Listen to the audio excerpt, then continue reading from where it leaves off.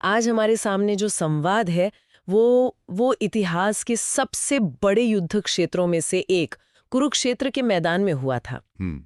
एक तरफ लाखों की सेनाएं लड़ने को तैयार हैं और दूसरी तरफ अर्जुन, जो उस जमाने के सबसे बड़े योद्धा थे, वो अपने ही रिश्तेदारों के खिलाफ हथियार उठाने से कांप रहे हैं। और उनके सारथी हैं श्री कृष्ण। हाँ, और हमारे पास इसी बातचीत का, इसी संवाद का एक नाट्य रूपांतरण है, जहां अर्जुन कर्म और ज्ञान की गुत्थी में मतलब बुरी तरह उलझे हुए हैं। और ये सिर्फ कोई ऐतिहासिक पल नहीं है, ये एक ऐसी मानसिक और आध्यात्मिक कश्मकश है जो मुझे लगता है हर इंसान कभी ना कभी महसूस करता है। सही बात है। मैं क्या करूं, क्यों करूं, मतलब करने से बेहतर सोचना है या सोचने से बेहतर करना है। अर्जुन के सवाल कहीं ना कहीं हम सबके अपने सवाल हैं। बिल्कुल। तो आज हमारी कोशिश यही रहेगी कि हम श्री कृष्ण के जवाबों की पड़ताल करें।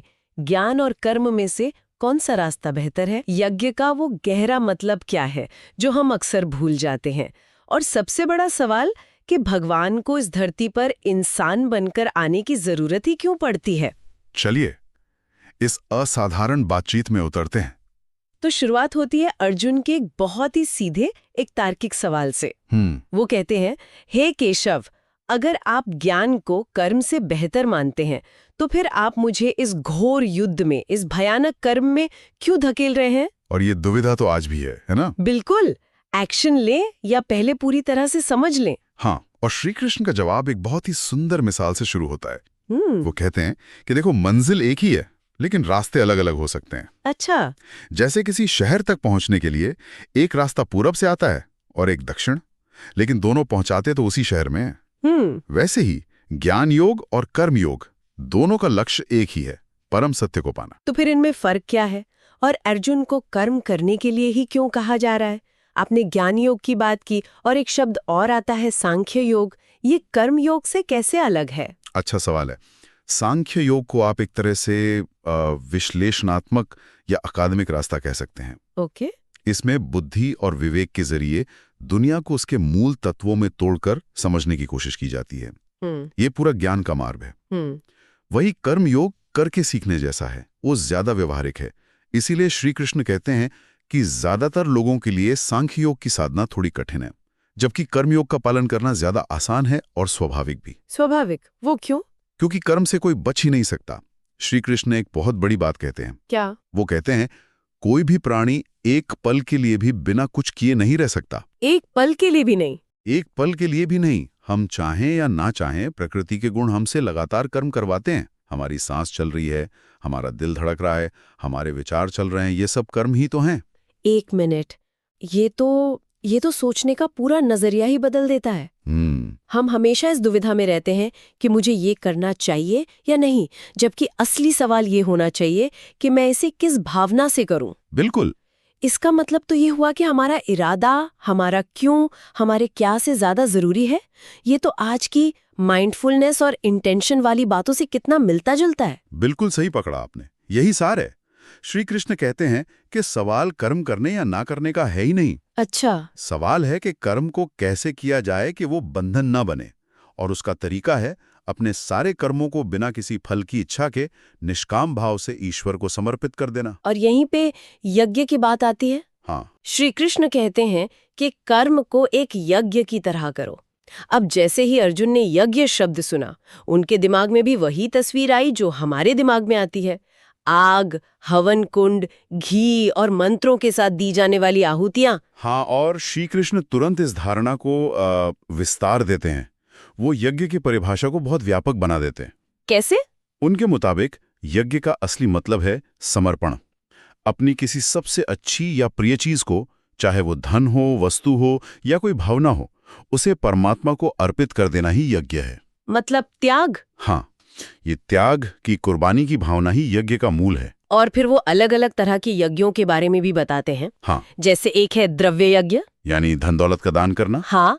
फिर है ज्ञान यज्ञ, जहाँ कोई निस्वार्थ भाव से विद्या या ज्ञान बांटता है। और एक है प्राण यज्ञ। ये सुनकर तो मैं सच में हैरान रह गई। हाँ, ये बहुत ही गहरा कॉन्सेप्ट है। इसमें योगी अपनी सांसों को ही आहुति बना देते हैं। सांसों को? हाँ, वो प्राणायाम की क्रियाओं के जरिए कभी प्राण यानी बाहर जाने वाली सांस को अपान यानी अंदर आने वाली सांस में हवन करते हैं और कभी अपान को प्राण में। रुकिए, ये तो कमाल का विचार है। मतलब यज्ञ करने के लिए आपको किसी बाहरी चीज की जरूरत ही नहीं है। बिल्कुल। आपका अपना शरीर ही आपका यज्ञ कुंड है और आपकी सांसें ही आपकी आहुति। आपको कहीं जाने की जरूरत नहीं, सब कुछ आपके अंदर ही है। एकदम सही। ये शरीर को एक एनर्जी सिस्टम की तरह देखना है। योग में 5 मुख्य प्राणों की बात होती है: प्राण, अपान, व्यान, समान और उदान। अच्छा। इन्हें आप शरीर के अलग अलग एनर्जी सर्किट समझ सकते हैं। एक सांस के लिए, एक पाचन के लिए, एक खून के दौरे के लिए वगैरह। प्राणायाम इन एनर्जी सर्किट्स को नियंत्रित करने और उनमें संतुलन लाने का विज्ञान है।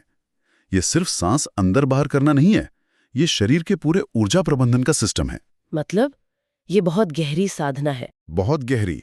इसीलिए वो चेतावनी भी देते हैं कि ऐसी साधना हमेशा किसी सिद्ध गुरु के मार्गदर्शन में ही करनी चाहिए, वरना इसमें खतरा भी हो सकता है। ये सब सुनकर अर्जुन वही सवाल पूछते हैं जो कोई भी पूछेगा कि इन सब यज्ञों में सबसे श्रेष्ठ, सबसे बड़ा यज्ञ कौन सा है? हाँ, क्योंकि द्रव्य यज्ञ यानी धन का दान तो कोई गरीब इंसान नहीं कर सकता। बिल्कुल। ये बहुत ही व्यावहारिक सवाल है। बिल्कुल। और श्री कृष्ण का जवाब एकदम साफ है। क्या कहते हैं वो? द्रव्य यज्ञ के मुकाबले ज्ञान यज्ञ कहीं ज्यादा बड़ा है। ज्ञान यज्ञ? हाँ, क्योंकि आखिर में सारे कर्म ज्ञान में ही तो समा जाते हैं। ज्ञान ही वो रोशनी है जो हमें अच्छे बुरे, पाप पुण्य का फर्क बताती है। वो ज्ञान की तुलना एक ऐसी आग से करते हैं जिसमें हमारा घमंड, हमारा अहंकार, हमारे सारे अवगुण जलकर राख हो जाते हैं। और फिर वो एक और चौंकाने वाली बात कहते हैं कि भक्ति की जड़ भी ज्ञान ही है। हाँ, ये बात हजम करना थोड़ा मुश्किल है। आमतौर पर तो लोग ज्ञान और भक्ति को 2 अलग-अलग रास्ते मानते हैं। विरोधी रास्ते मानते हैं। हाँ, एक दिमाग का रास्ता है, दूसरा दिल का। ये एक बहुत बड़ा विरोधाभास लगता है ना? लेकिन श्री कृष्ण इसे एक खूबसूरत उपमा से समझाते हैं। कैसे? वो कहते हैं कि जब कोई इंसान ज्ञान के पर्वत की सबसे ऊंची चोटी पर पहुंचता है, तब उसे एहसास होता है कि उस चोटी से भी बहुत ऊपर भक्ति का साफ निर्मल आकाश है। वाह! ज्ञान की आखिरी सीढ़ी पर चढ़कर ही इंसान को श्रद्धा के वो पंख मिलते हैं जिनसे वो भक्ति के उस अनंत आकाश में उड़ सकता है। तो इसका मतलब ये हुआ कि सच्ची भक्ति अंधविश्वास नहीं है। बिल्कुल नहीं। वो गहरी समझ का नतीजा है। ज्ञान आपको उस ऊंचाई तक ले जाता है जहां से आप भक्ति की विशालता को देख पाते हैं। सही। ये ज्ञान और भक्ति को दुश्मन नहीं, बल्कि एक ही रास्ते के 2 पड़ाव बताता है। ज्ञान मंजिल नहीं, बल्कि भक्ति तक पहुंचने की एक जरूरी सीढ़ी है। बिल्कुल। इसीलिए ज्ञान यज्ञ को सर्वश्रेष्ठ कहा गया है, क्योंकि वो आपको सबसे ऊंची उड़ान के लिए तैयार करता है। तो ज्ञान यज्ञ सबसे श्रेष्ठ है और श्री कृष्ण कहते हैं कि ये परम ज्ञान उन्होंने सबसे पहले सूर्य को दिया था। अर्जुन के लिए ये बात मानना नामुमकिन था। वो कहते हैं, आपका जन्म तो अभी हुआ है और सूर्यदेव तो न जाने कब से हैं, ये कैसे हो सकता है? वो तो उन्हें अपने दोस्त के रूप में देख रहे थे। हाँ, अपने भाई, अपने दोस्त के रूप में। और यहीं से ये बातचीत कर्म और ज्ञान से हटकर ईश्वर के असली स्वरूप पर चली जाती है। हाँ, यहाँ श्री कृष्ण अपने दिव्य स्वरूप का पर्दा उठाते हैं। वो कहते हैं, हे अर्जुन, मेरे और तुम्हारे अनेक जन्म हो चुके हैं। अच्छा? मुझे वो सब याद हैं, पर तुम्हें नहीं। वो बताते हैं कि मैं अजन्मा और अविनाशी हूं, मेरा कभी नाश नहीं होता। मैं अपनी ही योग माया से इस दुनिया में प्रकट होता हूं। मेरा जन्म साधारण इंसानों जैसा नहीं होता। इससे वो सबसे बड़ा सवाल उठता है जो अर्जुन पूछते हैं। अगर आप सर्वशक्तिमान हैं, अविनाशी हैं, तो आपको इस दुख भरे मृत्युलोक में जन्म लेने की जरूरत ही क्या है? और इसका जवाब उस प्रसिद्ध श्लोक में है जिसे हम सबने कभी न कभी सुना है। यदा यदा हि धर्मस्य ग्लानिर्भवति भारत अभ्युत्थानम अधर्मस्य तदात्मानम सृजाम्यहम्। वो कहते हैं कि जब जब इस धरती पे धर्म की हानि होती है, जब अधर्म बढ़ने लगता है, जब अन्याय और असत्य का बोलबाला हो जाता है, तब मैं खुद को प्रकट करता हूँ। हाँ, और वो अवतार लेने के 3 मुख्य कारण बताते हैं। पहला, साधु पुरुषों और भक्तों की रक्षा करना। दूसरा, दुष्टों और पापियों का विनाश करना। और तीसरा, धर्म की फिर से स्थापना करना। हाँ, इन कामों के लिए वो हर युग में प्रकट होते हैं। और फिर वो अपने कुछ अवतारों के उदाहरण भी देते हैं जो सिर्फ कहानियां नहीं है। नहीं, बिल्कुल नहीं।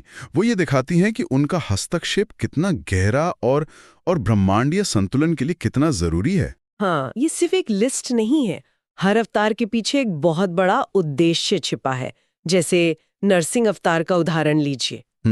ये सिर्फ एक राक्षस को मारने की कहानी नहीं है। बिल्कुल नहीं। ये दिखाता है कि ईश्वरीय शक्ति इंसानी तर्क और सीमाओं से कितनी परे है। भक्त प्रहलाद के पिता हिरण्यकश्यप को वरदान था कि उसे कोई इंसान या जानवर नहीं मार सकता, न दिन में, न रात में, न घर के अंदर, न बाहर, न जमीन पर, न आसमान में, और न ही किसी हथियार से।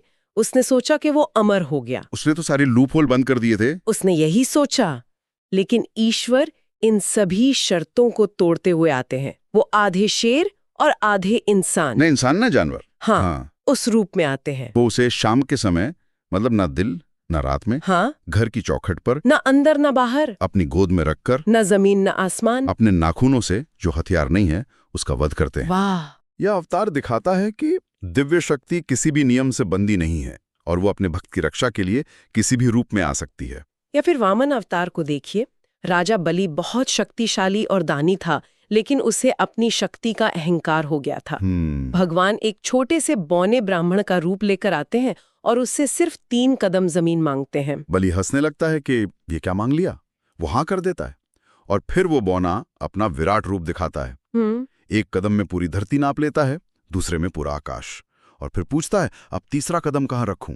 और बलि अपना अहंकार छोड़कर अपना सिर झुका देता है और कहता है प्रभु तीसरा कदम मेरे सिर पे रखिए।